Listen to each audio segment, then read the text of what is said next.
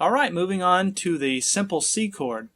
The simple C chord, here's what a full C chord sounds like as a reference. And you can see I'm using 3 fingers there. Now what we're going to do, just like we did with the simple G chord, is we're only going to play half of that.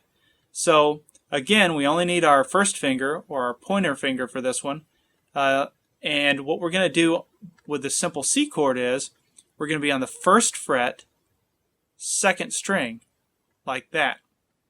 And so we're going to push down 2nd string, 1st fret, and if we do it right, we should get a note that sounds just like this. Now I'm just playing the 2nd string when I'm pushing down, and I'm getting a nice clean C note that sounds like this.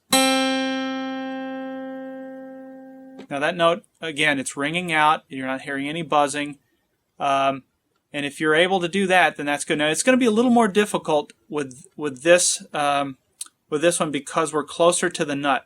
The closer you get to the nut, the greater the tension gets. So this one you may have to push a little harder than you did here. And that's okay. Just remember to take advantage of your thumb back here and just really squeeze to get that note. Kind of grit your teeth and make it. So now if we play the top 3 strings like we did with the G chord,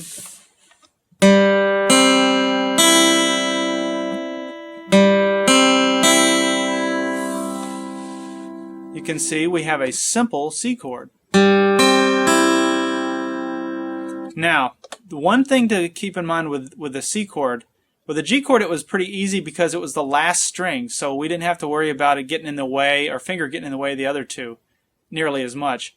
With this one, since we're playing 3 strings, and this one happens to be right in the middle, it would be pretty easy for your finger to kind of touch another string. Now if that happens, you may get a sound like this. You may actually get this note sounding good, the C note, but if you start to hear a little buzzing or something like that, make sure that your finger is arched, just like this, and that it's not touching any of the other strings. That's the key. Now in the beginning that's going to seem next to impossible. I remember thinking that. Some people this comes very easy for.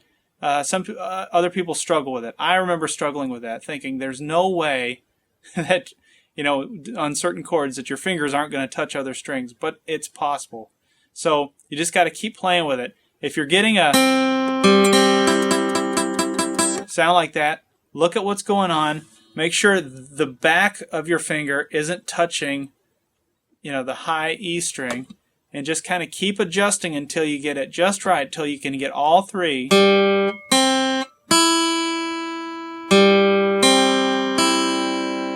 ring out just like that.